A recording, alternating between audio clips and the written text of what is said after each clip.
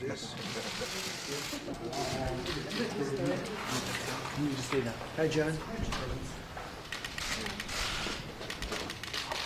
Well, thank you very much on behalf of the First Lady and myself. It's an honor to have the Prime Minister of Greece and First Lady of Greece with us. We really appreciate it. We have many things to discuss. The relationship is really extraordinary, I would say, right? It's as good as it can get. We're doing a lot of things together, military. We're also doing big trade, a lot of trade, and Greece has made a tremendous comeback. We've worked with them very closely, and really the Prime Minister will have some interesting things to say. So you have to tell that one statistic because it's a great statistic. We're very proud of Greece and the comeback that they're making, and we will continue it forward. There's no doubt about it. Thank you very much for being here. Thank you. Thank you, Mr. President. It's a real privilege to be here at a very important time. You're right to point out that this relationship is the best it ever was, that it can become even better. Both on the geopolitical side, we're looking for your constant support, strengthening the strategic relationship. On the defense side, we've made lots of progress in terms of making sure that you have a reliable and predictable ally in a complicated part of the world. But I also want to stress the economic aspect of our relationship. The Greek economy has done extremely well over the past months. We're lower taxes, we are deregulating, we're following a recipe that has also worked here in the United States, and the economy is reacting very positively. So we'll also be looking to your support to convince American companies to invest more in Greece and help us grow the economy at a pace where people are really going to feel the difference. So it's a privilege to be here. You can always count on, the United States can always count on Greece as a reliable and predictable ally in our part of the world. Well, we appreciate it, and again, congratulations. Really one of the, percentage-wise, one of the biggest increases in the world. And that's a big statement, and that's a tremendous comeback, and you've done a fantastic job. You've really united the country. So again, congratulations. Thank you. Thank you very much, Mr. President. Mr. President, Yeah. a lot of questions are being asked in Washington and across America about what evidence you had that Qasem Soleimani was planning attacks against American targets. What can you tell us about what you knew prior to ordering the attack? Well, number one, I knew the past. His past was horrible. He was a terrorist. He was so designated by President Obama, as you know, and he wasn't even supposed to be outside of his own country. He was, so right there. But that's, in a way, the least of it. We had an attack very recently that he was in charge of where we had people horribly wounded, one dead. In fact, the number now, as of this morning, I believe is 2 dead, and that was his. He was traveling with the head of Hezbollah. They weren't there to discuss a vacation. They weren't there to go to a nice resort someplace in Baghdad. They were there to discuss bad business. And we saved a lot of lives by terminating his life. A lot of lives are saved. They were planning something, and you're going to be hearing about it, or at least various people in Congress are going to be hearing about it tomorrow. Our Secretary of State covered it very well a little while ago. I saw his news conference, Mike. And if you want to mention a couple of things in addition to what I've just said, but we had tremendous information. We've been following him for a long time, and we followed his path for those 3 days, and they were not good stops. We didn't like where he was stopping. They were not good stops. We saved a lot of lives. Mike? Mr. President, I'd only add we had deep intelligence indicating there was active plotting that put American lives at risk. And I'm confident, I think the President's confident too, that the actions that the President took saved American lives, saved lives of Iraqi Muslims as well. It was the right thing to do, and our Department of Defense did an excellent job executing the mission. And as you know, he killed at least 608 Americans, but the number is much higher than that. He's also very much roadside bombs and all of the horrible explosives that you see. He was a big believer and sent them everywhere. He was somebody that we did ourselves and we did a lot of countries a big favor. And I've been hearing from countries, they were extremely happy with what we did. And if you look inside Iran itself, there were plenty of those leaders that were happy because they feared him and didn't like him in many cases. Could you also clear up, Mr. President, whether Iranian cultural sites would be on any future target list? Well, as I said yesterday, it was very interesting. They're allowed to kill our people. They're allowed to maim our people. They're allowed to blow up everything that we have, and there's nothing that stops them. And we are according to various laws, supposed to be very careful with their cultural heritage. And you know what? If that's what the law is, I like to obey the law. But think of it, they kill our people, they blow up our people, and then we have to be very gentle with their cultural institutions. But I'm okay with it. It's okay with me. I will say this, if Iran does anything that they shouldn't be doing, they're going to be suffering the consequences, and very strongly. Are you seeing any signs of imminent retaliation from the Iranians? Any indications of imminent? Well, don't forget, in our case, it was retaliation, because they were there first. They killed, and look, I don't have to talk about him for 18 to 20 years. He was a monster. But just in the very short period of time, 2 people dead, people badly injured, and then before that, there were other attacks. And look at what he was planning. So that'll be discussed tomorrow morning. Right now, it's classified, and that'll be discussed tomorrow with Mike Pompeo and the Joint Chiefs of Staff. And is the U.S. prepared for an Iranian attack? We're prepared. We're totally prepared. And likewise, we're prepared to attack if we have to, as retribution. Mr. President, if Iran's leader said that any response to the Soleimani killing would be, quote, proportional, what would the United States do in the event of any Iranian response? So, again, John, if you look at what's going on, ours was an attack based on what they did. We weren't the first one out. He killed an American. Now 2 people are dead from the same attack, and some people very badly wounded. And that was one of his smaller endeavors. You look over his past. His past, he's been called a monster, and he was a monster. And he's no longer a monster. He's dead. And that's a good thing for a lot of countries. And he was planning a very big attack and a very bad attack for us and other people. And we stopped him. And I don't think anybody can complain about it. I don't hear too many people, other than politicians, who are trying to win the presidency. Those are the ones that are complaining, but I don't hear anybody else complaining. Mr. President, you called him a monster, but your friend Erdogan called him a martyr. What is your Well, that's reaction? everybody to each his own. I mean, I disagree 100%, and I'm sure he does too. But he has a public to take care of, and I guess that's for his own reason. But I'm actually surprised to hear that, but that's okay. Are you willing to make a deal with Greece regarding F-35, sir? Say it? Are you willing to make a deal with Greece regarding F-35? So Greece and I and my people, and we have a whole group of people, and as you see, they brought a lot of great representatives from Greece that we've been dealing with. We have a tremendous Greek population, over 3 million people, as I understand it. That's fantastic. I really feel I know most of them. I think I know all of them, come to think of it. But it's a great population in the United States. We're going to be meeting, we're going to be talking, we're going to be negotiating, and we're going to be making a lot of deals. Let me add something. We have a really great relationship. Let me add something to that. Greece is interested, Mr. President, in participating in the F-35 program. As you know, we are already upgrading our F-16s, Yeah. and that program will be completed in 2023, 2024. So we're very much interested in participating in the F-35 program after that.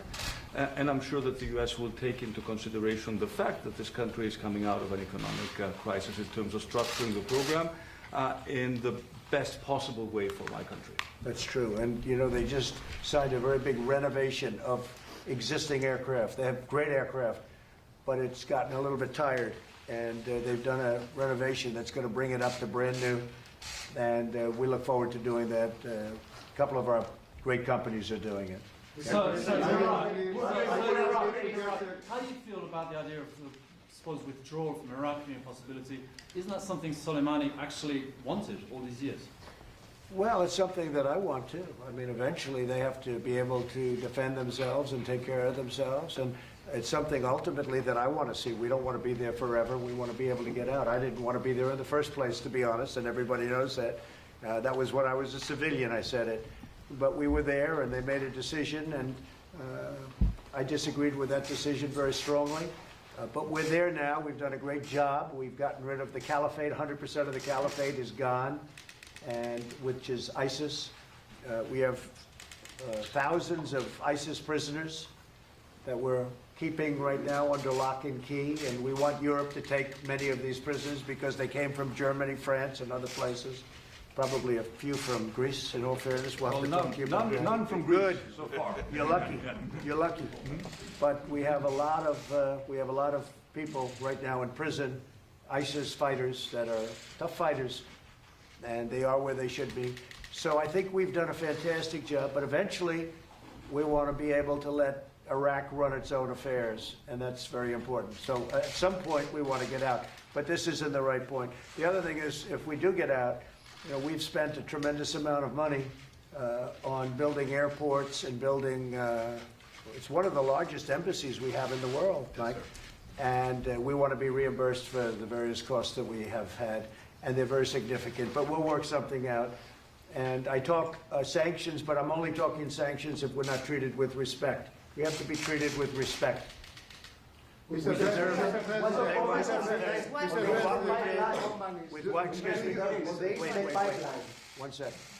what we did with ISIS, and this was done during my administration, because it was a mess before we got here. With what we did with ISIS, we've done the Middle East and we've done a lot of other countries a tremendous favor. Yeah, go ahead. Do you agree with the Turkish provocations in Libya, in Eastern Mediterranean, I guess against Greece? And are you willing to talk to your friend Erdogan to We stop? are talking to him, stop and we're these talking to, provocations? we're talking to, when you're talking about Libya, we're discussing with President Erdogan, we're discussing with many other countries. I just spoke with the Chancellor of Germany, with Angela, and we talked about that subject specifically, Libya, what's going on. We'll be talking to Russia, they're involved. A lot of countries are involved with respect to Libya, and it's right now a mess.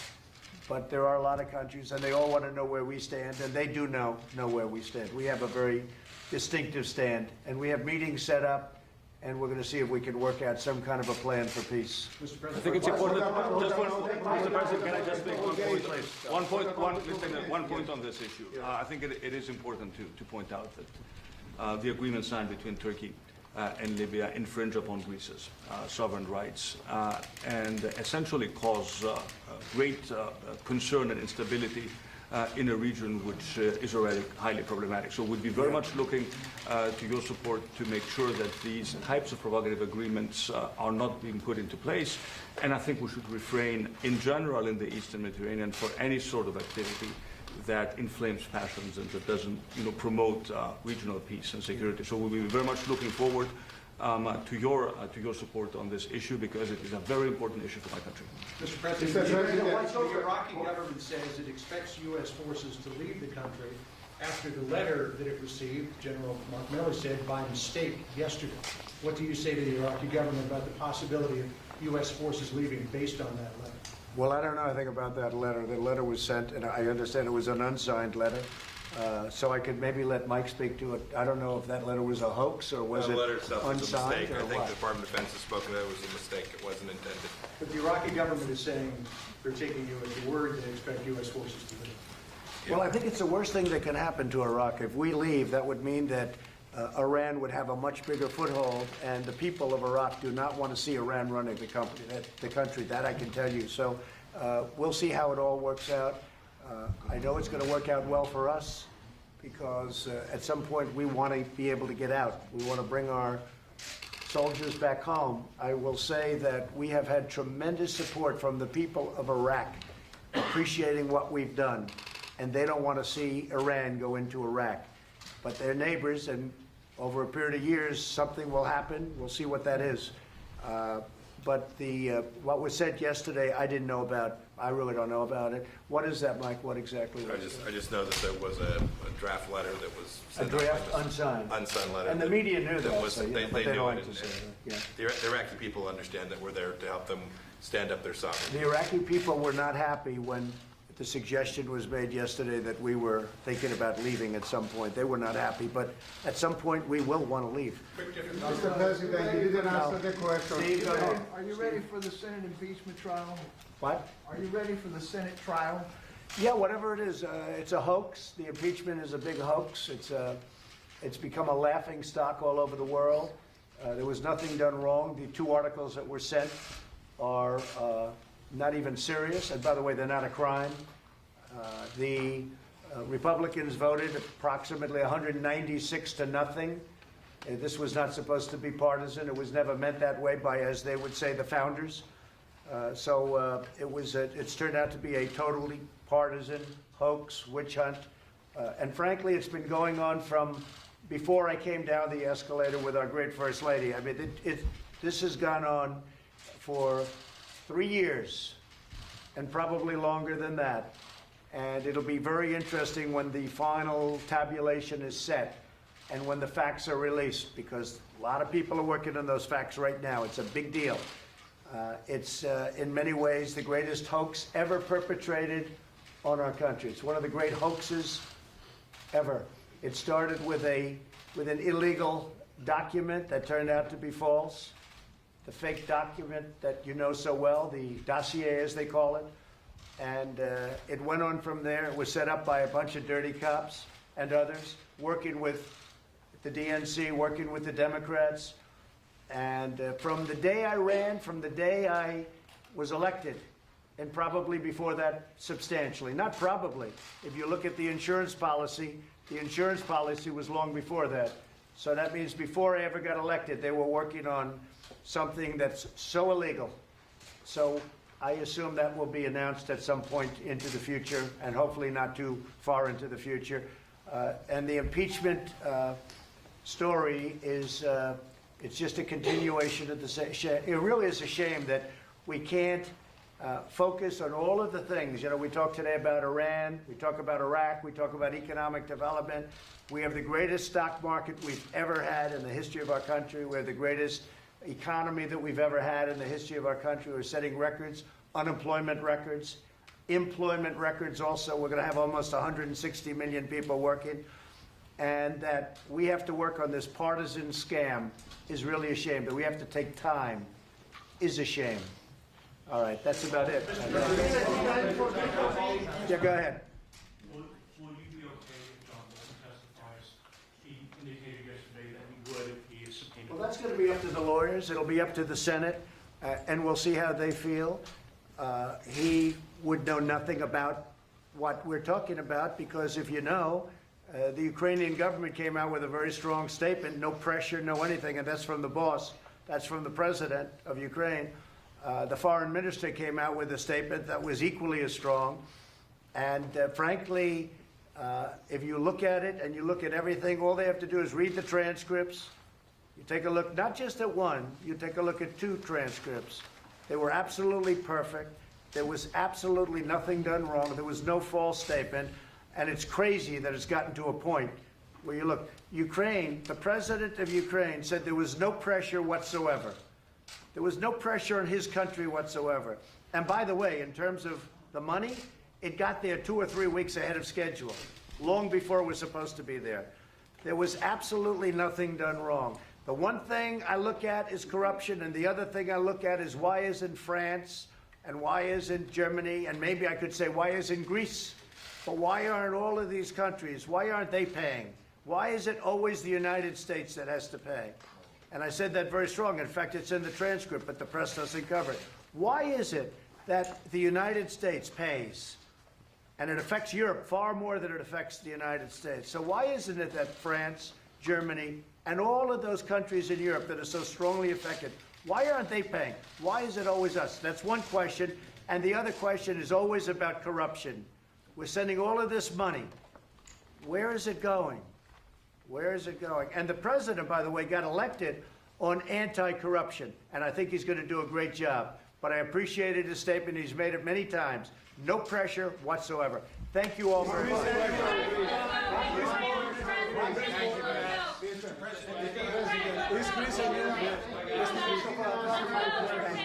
Keep moving. Let's go. Press, let's go. Press, let's go. Moving. Out, let's go. Come on, let's Jail time for Michael Flynn? I don't know. I didn't look at it. You just tell me for the first time. I don't know. I'll take a look at it. All right, come on, guys. Let's go. Stop. Press, let's go. Come on, guys. Let's go. Let's go. Keep moving quickly. Come on. part of the solution.